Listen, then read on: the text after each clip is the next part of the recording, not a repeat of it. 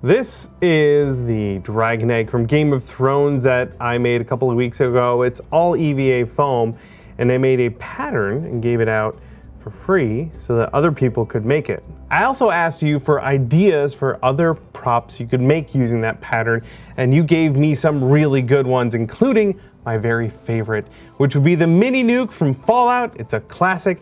Can't wait to build it, and I can't wait to build it using a bunch of cool stuff from our sponsor, PLAID Crafts. PLAID sent us a really cool value kit that they've put together for cosplay that includes a bunch of materials and paints specific for our craft. It's really awesome. I'll have a link to it down below. In fact, it's worth checking out just to get some really good ideas. If you would take a look at what they're offering and have some fun project ideas, I would love for you to share that with me and of course with everyone else who's watching. Leave a comment down below with any cool project ideas that would work well with that kit. For the Mini-Nuke, I'm gonna go ahead and print out my template to get started. The template is of course just a PDF that I put together. The only difference is when I go to print it, I should have the option to change the scale. Now in this case, I'm gonna change it down to 75% scale and print it out so that I can make my nuke. I've got my pattern all printed out. I'll need to use this 6 times to make my full egg shape. I also printed out some reference images. This will help me along with the build. I'll be building it out of foam, of course. This is the SKS foam. It's really wonderful. I'm gonna go with the 6mm thickness for this. I've already built an egg shape in the egg video, so I think it's montage time while I put this thing together. Yeah.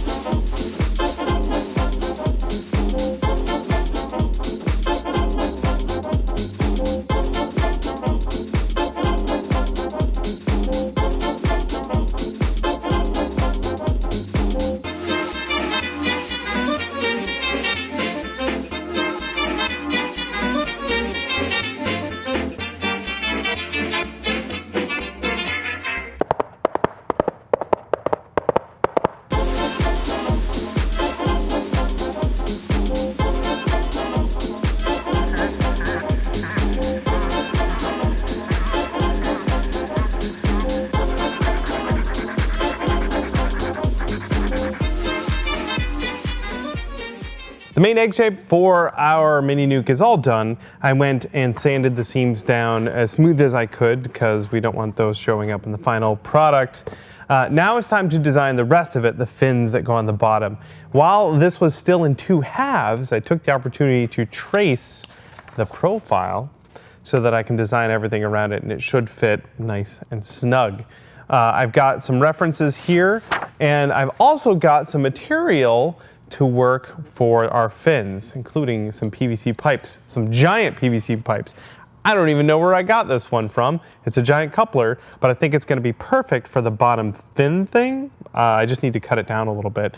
And then there's another tube on the inside of it, and I'm gonna use this PVC pipe here. Knowing the diameters of the tubes I'm gonna work with means I can lay that out on my drawing here and design those fins. So that's the diameter of this guy. It's gonna be about that wide. And then the other one is going to be about this wide. I don't need to be super precise here. The foam is pretty forgiving. But this is the gap that the fin needs to fit through. This fin here that I'm going to design. It'll be on the inside of that and on the outside of that. So the fin needs to fit in there. This shape right there is going to be not critical, but important to make sure that it glues properly to our egg shape. So that'll be one of the fins, and I can cut one out and see if it fits, or cut a couple out and see if they fit, and if they do, then I'll cut the rest of them out. And now the moment of truth. It fits perfectly. It doesn't always work out that well, but when it does, it feels good. All right, let's get the circly bits ready to go. Those circly bits are my PVC pipes, and I roughly figured out this is about how tall this piece needs to be, and then this piece needs to be just a little bit taller. And I think I'm gonna cut those out over on the bandsaw.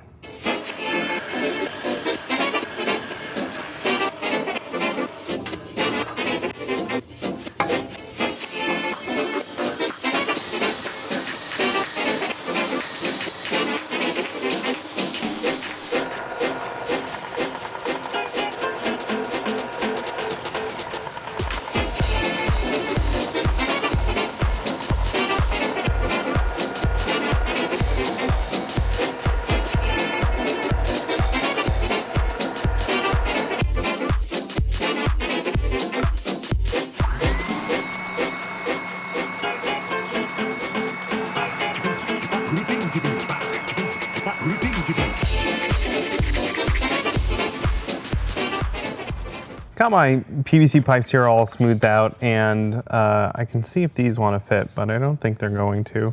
These should fit between the two if it's centered, so I will have to remove a little bit of material, and I think I want to remove it from the inside. If these parts were where they're going to end up, like so, this would need to fit between the two of them, and it looks like it's not as snug as it ought to be. So I'm going to remove about 1/8 of an inch from the inside there. The most accurate way is to use my bandsaw with a fence, so I have it set with an 1/8 inch gap there, and I can just run these through. That way they'll all be done the same exact way.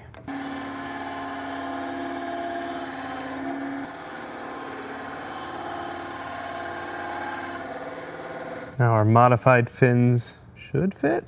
Kind of snug, but that's okay. Oh, you stay in the middle there. There we go. That's where everything is probably going to end up. And our egg fits perfectly. That looks awesome. Fantastic. Okay, cool. I can set that aside. I can set these aside for now. This needs to be modified quite a bit, so that's what I'm gonna do next. To figure out where I need to cut it out, I'm gonna make a pattern by wrapping this whole thing in tape, and then I can unwrap it, measure out everything I need to do, and then use that as my template to cut it out. Where that overlaps there, I can use my 1, 2, 3 block to get a nice square edge and just do that. And get rid of that. And now, get rid of that. This is the pattern. And I can draw that out now that it's flat. I can measure how wide all the parts need to be. As luck would have it, this is an even 400 millimeters, which should make the math a lot easier. Split it into quadrants here. And then I need to figure out these gaps. That's what I'm kind of plotting right now. Got, I think, everything plotted out, and I should just be able to tack this back down on my piece of pipe here. I'll just use those lines to guide my rotary tool and cut it out. There are a lot of different options for cutting this out. A handsaw might work pretty well. I'm going to use this sort of buzz saw attachment on my rotary tool to do most of it. Then I'll probably come in with a little saw to finish those corners.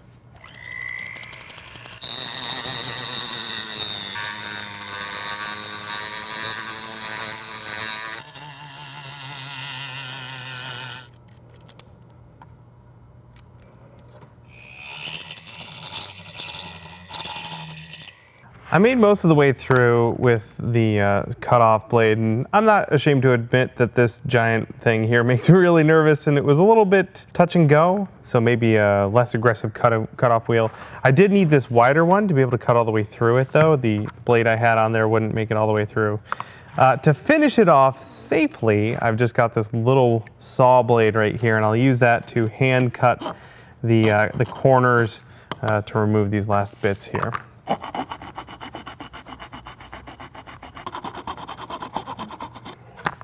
And there we go. That's fairly clean. I will have to go in and sand that a bit, but overall, that turned out okay.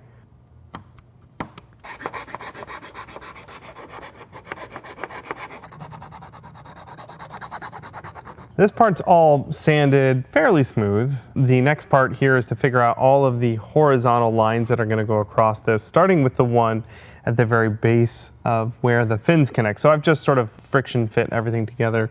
So there's going to be a line right there. And then I'll figure out where along this the rest of the horizontal lines are going to go. Here, it's about 55 millimeters down. That's where our thing's going to start. It'll go around like that. Hands like a surgeon, like a surgeon. Hey! This tape bottom, that's how M's look, right? Bottom. This tape is going to help me figure out where the rest of those lines go. So I'm just going along this seam here, and then I can look at my reference here, and I'm just going to kind of eyeball where those are going to go. So this one is kind of in the middle. Actually, these two might be raised. Like I might do like a thin strip of foam around it. But that's going to go kind of there, and then there's another one above it a little bit like that. Took a kind of windy path to get there, but I think I have this figured out. There's going to be a couple cuts there, and then a gap where the screw heads go, and then there's this yellow band between here and here, and then a little gap, and then there's these two raised bits. So I can mark each one of these along that seam, and then trace them out. I've got all my lines plotted out, and now it's time to cut the details. I could just score this and heat gun it, but I want a slightly more aggressive trench. So I'm going to try and cut a V groove by cutting 2 lines to remove the material. Part of the reason I don't want to use the heat gun is it could separate my glue seams if I'm not careful. It's happened in the past. And I really want these to open up a lot, so if I were to just blast it with heat, I might get these to open up a bit, but those glue seams might also open up. There we go, one pass, and then I can come in and do the other one, but I'm gonna sharpen this blade before I do that. I'm working with such a small bit of the blade, and I don't want to have to cut it more than once, so I'm making sure it's nice and sharp. And we can see that's cutting our groove for us. There we go, that's what we're going for. A very pronounced groove. Groovy. So some of these, like the one I'm cutting, will be a groove. Some of the other ones I'm going to add material to it, so I'm not cutting these two. After a little bit of cleanup work with the rotary tool, our trenches are looking pretty good. I also trimmed these parts a little bit shorter here to closer match the reference, and that's just about ready to go. There are some details I want to add to our Nerf football here that are raised up, and I'm going to do that with some 2mm foam. Just cut some nice thin strips. Using my see-through ruler with a metal edge, so I don't cut the end of the plastic there. It's nice and protected. I have another see-through ruler, and the edge of that one is not protected, and it's all carved up. This poor guy's seen some stuff. For thin detail work like this, I usually go with super glue. The foam will tack up almost immediately, so it's not going to go anywhere. It's a lot quicker and more precise than trying to get a brush in there to put your contact cement down. I'll just work in little sections until that piece is wrapped all the way around.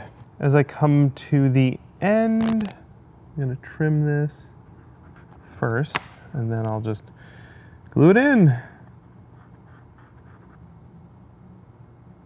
Try and get that to line up really well. Yeah, it's not too bad. I'm kind of pulling this across as I go. You can stretch it quite a bit if you need to. In this case, I'm trying not to. If I stretch it, it'll get thinner. So I want to just lay it down just tight enough. Stick. Not too bad, and I only got a little bit of super glue on my hand. Nearly forgot there's another strip of detail up here at the tip of our Mini-Nuke. The astute will note that there's a piece of gold leaf stuck there. I feel like every project for the next 3 or 4 months is going to have gold leaf on it in some way. Thanks to our Elder Scroll. Just about ready to glue all the parts together, but before I do that, I want to round over any of the exposed edges here. There's some fuzzy bits on there I want to get rid of, so I'll just zip those off. This makes everything look a lot more tidy. Finally, it's time for assembly, and instead of rushing into it, I'm going to do a pre-assembly, a dry fit. This piece needs to be raised up a little higher, so I have these little metric blocks there that gets that to the right height, and then I can take my fins and try and wedge them in there so that they hold everything in place. It's gonna be a little tricky. I've been doing this a couple times. I feel like I got it down. I just want to make sure everything's centered. Oh, yeah, see, if you twist it at all, the parts will all go flying. But if I can get it all centered properly and get everything to the right height, I should be able to line everything up. And then the thought is that I then glue each of these one at a time. I could also use a pen to mark how high this should go. So when I'm gluing it back in, I know where it needs to go. I think I have everything figured out where everything's gonna go. So I'm gonna start gluing. That part needs to go up that high, and it needs to go right there and as straight up and down as possible. Like so, and go around. I'm just using super glue for this. That seems to be a pretty good way of putting foam on PVC. The surface of the PVC has been sanded so that it's got some nice grip. I'll put a little bit of my accelerant on there to lock it in place. There we go, and round we go. That looks pretty good. And I should just be able to stuff it in there, centered. Still have my blocks down there to keep it at the right height. I'm just so paranoid about this thing not fitting right. I just keep checking and double checking. All right, so I need to glue this to that, and I think more super glue is in order. I bet I can do one at a time and just like slide it over. Put a little glue here. Slide this back over into the correct position. Boy, that grabbed on really fast. And then I should be able to just sort of rotate it around and do the same thing over and over again. Before everything gets glued together, I'm gonna put some pilot holes in here where there are gonna be some screws to make sure that's repeatable for all of the 4 sort of winglings I gotta do. I'm gonna make a quick template just by covering that in tape. It happens to be the right width. Cross this here. That looks pretty good, and I'll sort of mirror that over there. And then what I can do is use this piece of tape to mark all of them. So I've just got an awl here, and I can just stab through the middle of that. And then this can be reused. And I've got little marks there to drill. So I'm just gonna put a pilot hole right there.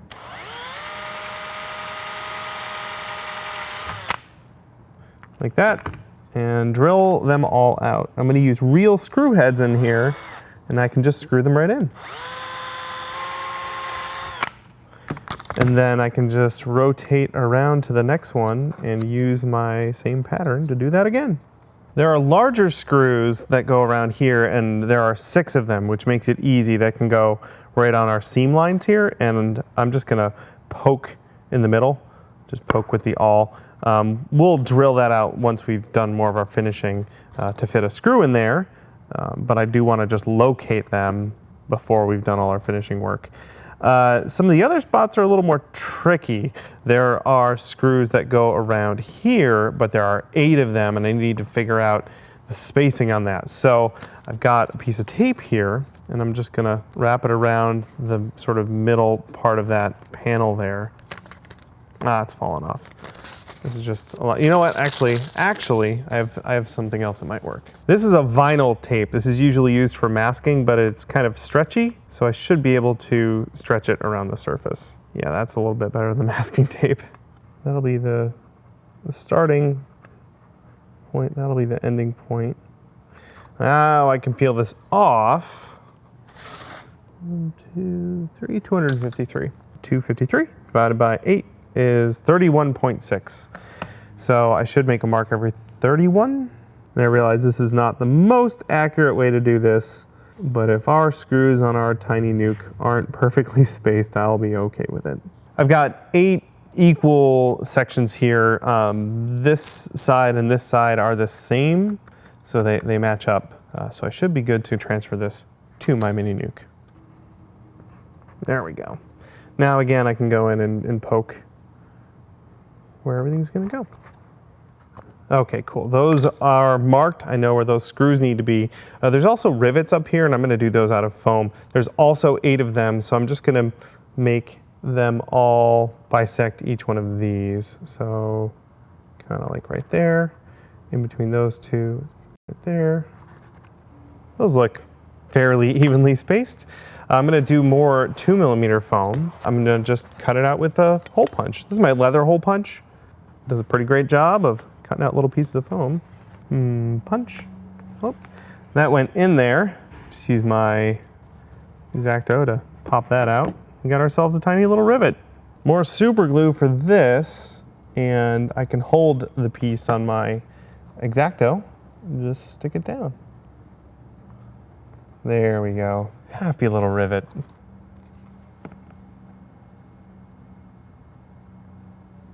I'm getting this lined up where it needs to be so I can mark where to glue it. I'm going to use contact cement to glue this to the bottom. Need to know where that glue should go. So I'm just marking the edges here. So that's where I need to glue on here. I'm also realizing there's just one more detail thing I forgot. There's these little, I don't know, triangle looking things. I need 4 of those. So I'll cut those out and glue them down. These last detail things go right along the surface here. So I'm just using my previous egg thing to kind of come up with the profile for that. And I know it should match that surface when I glue it down. So this is my pattern, and I'll make 4 of them. These are some tiny pieces. Probably gonna cut these on the bandsaw just to make sure the edges are all nice and perpendicular. I'm also gonna trace 5 of these, even though I need 4, because I will probably lose one.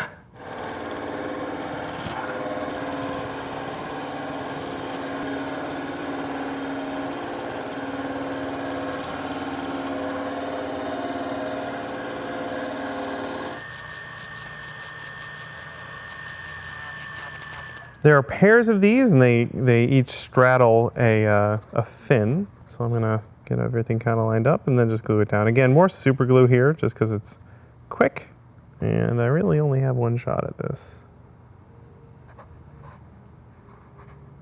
Looks good. I just have to make sure this one looks similar. I can even line it up, give myself a little help in marking it, so it'll go there. There we go. We've got our pairs of doodads attached. Now finally I can attach this to that. Since I made those marks, I know exactly where to brush my glue. Put the glue on the other side over here. There's no turning back now. We're committing. This is how it's gonna be. It is slightly lopsided, a little bit, but for a post-apocalyptic nuclear warhead, I think it's gonna be okay. The next thing we'll wanna do is seal it. I'm gonna seal this whole thing using Mod Podge. To hold it though, I want a handle that's not gonna get glued, and I have this pipe that's a little undersized, so I'm gonna wrap it in more 2mm foam, and that should be nice and snug in there. Yep, just like so. Now I've got my wand, and I can brush this, and I can also put it on my stand to let it dry without this hitting the ground. What we have is just normal Mod Podge, the matte version, and I'm gonna pour a little out into a cup to work from.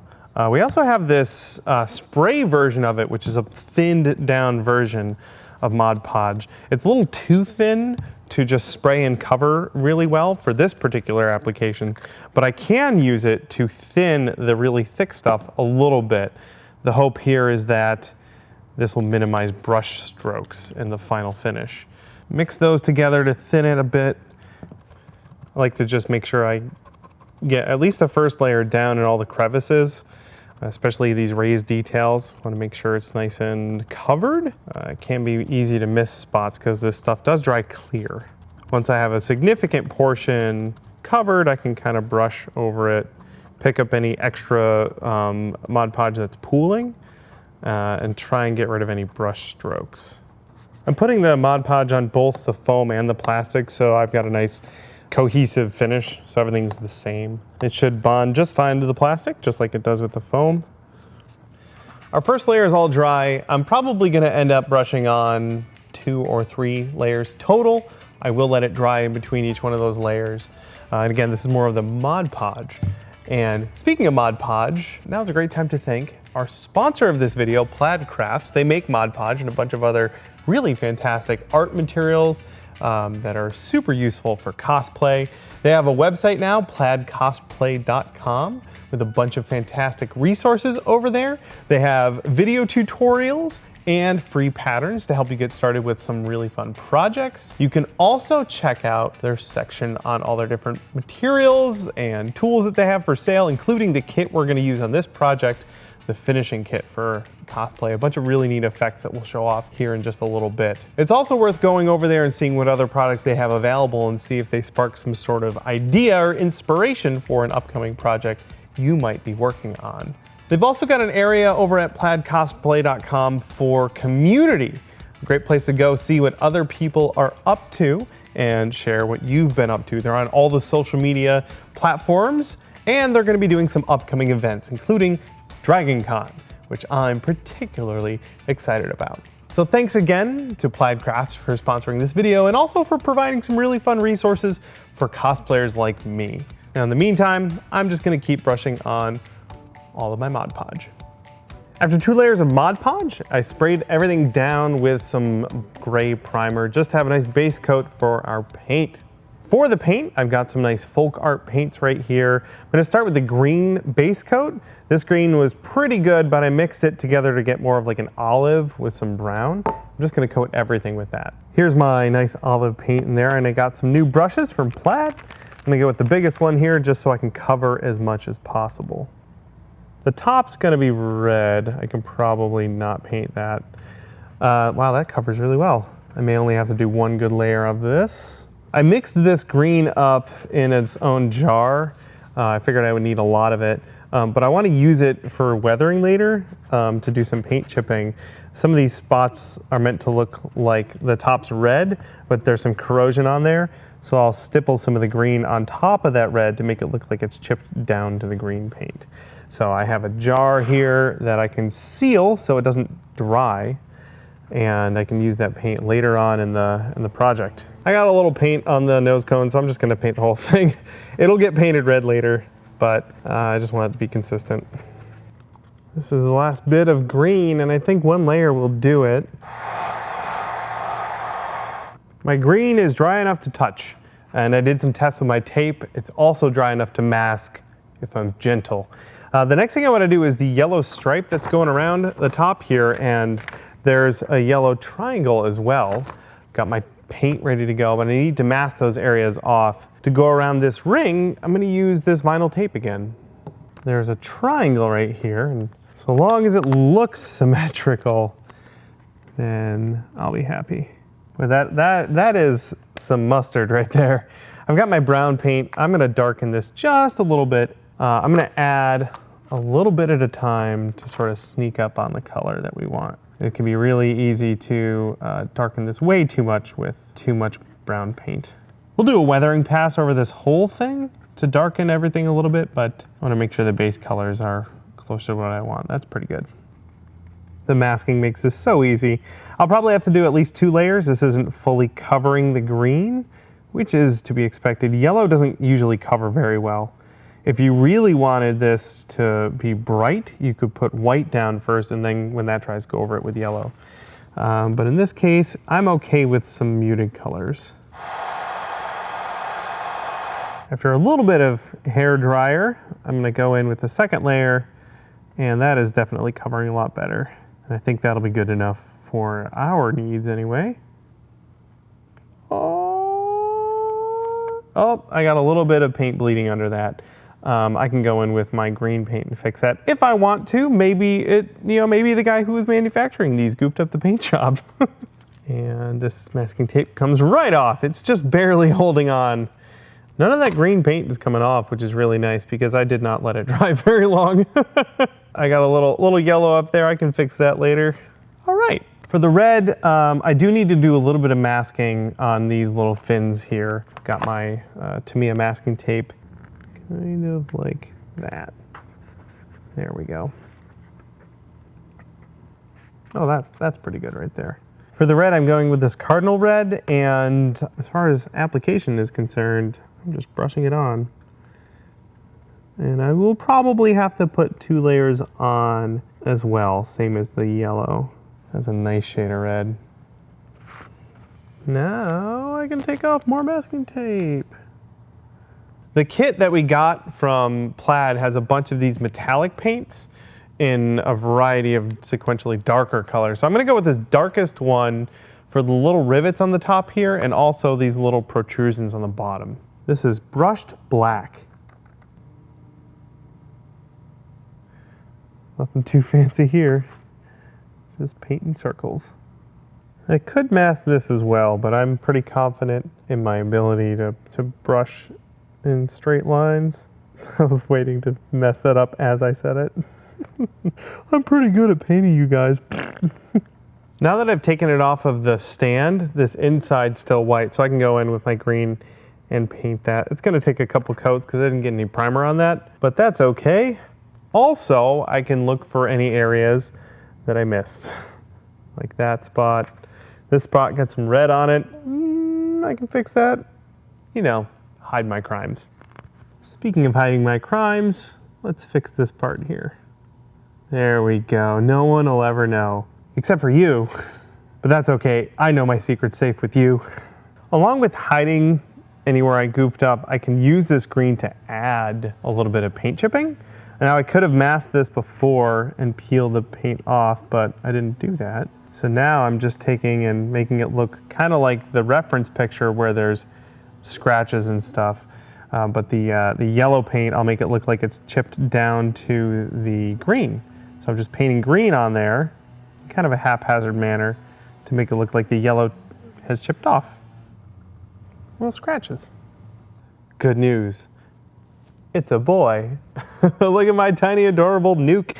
Now, as much as I want to dive in and start really weathering this right now, I just did all this painting in like the last 2 hours and it's not dry, even though I hit it with a hairdryer.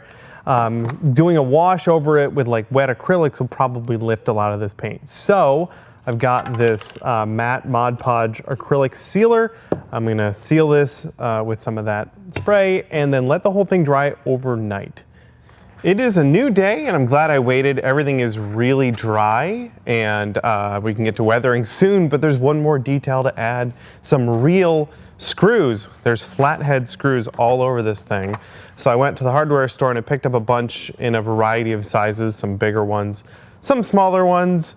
And the first thing I want to do is to beat these up a little bit. They're far too shiny. To beat it up, I've got just a sanding sponge and I'm just scuffing it at like random angles to take away that shine and add scratches. Like this thing's been knocking around the wasteland for a while, getting some damage. Maybe go into that crevice there and scratch it up a bunch. So the original was all shiny like that, and our screws are gonna look all beat up like that.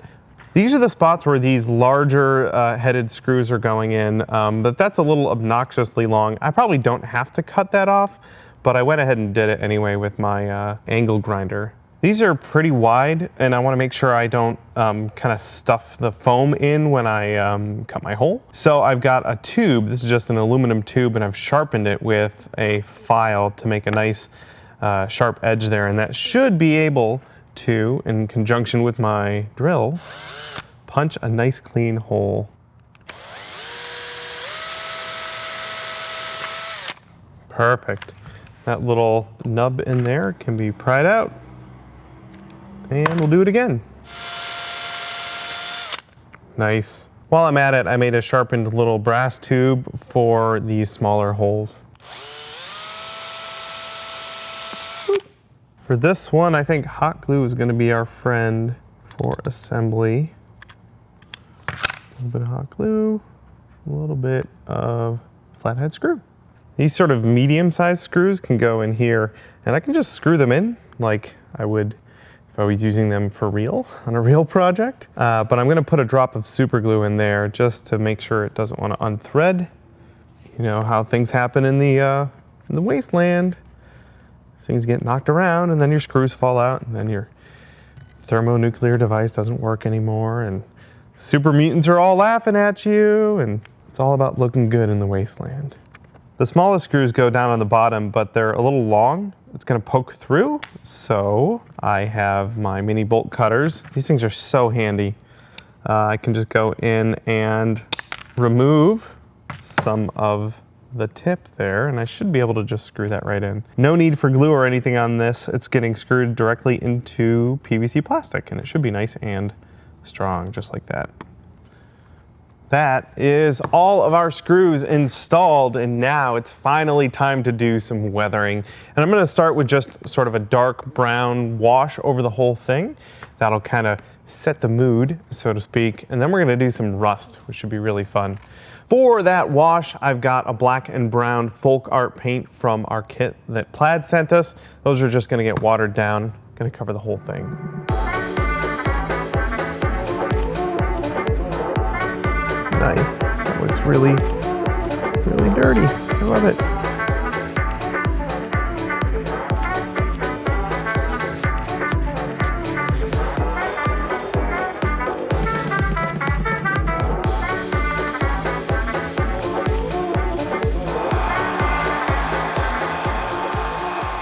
I'll be perfectly honest, I wasn't in love with the finish until I did this weathering pass, and now I think it's really coming together.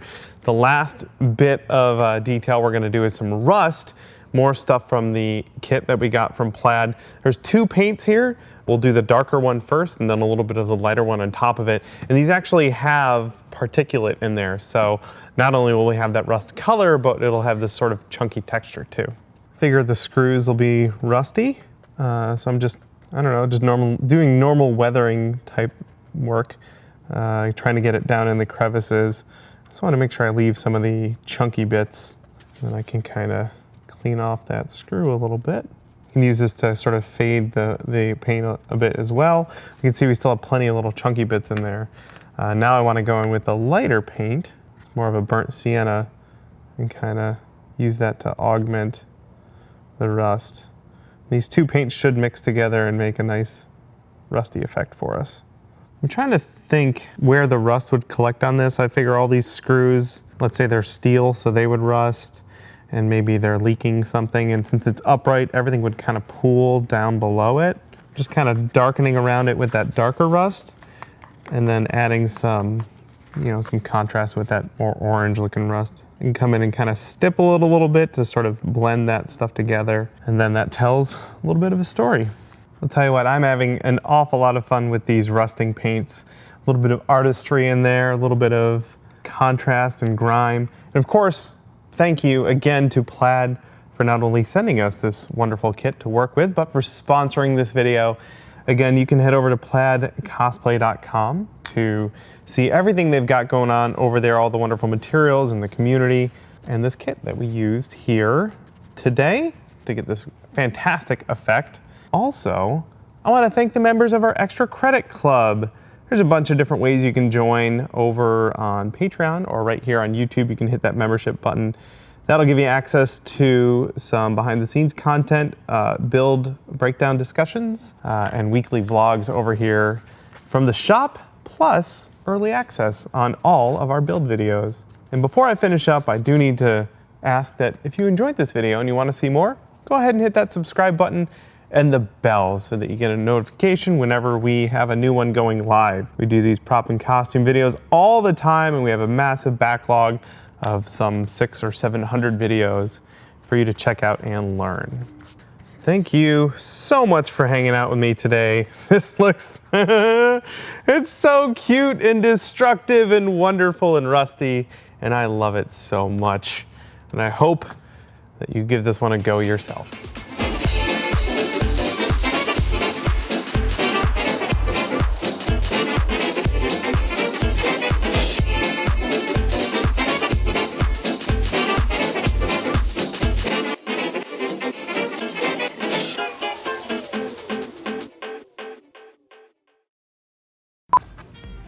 That's not my knife. Yeah.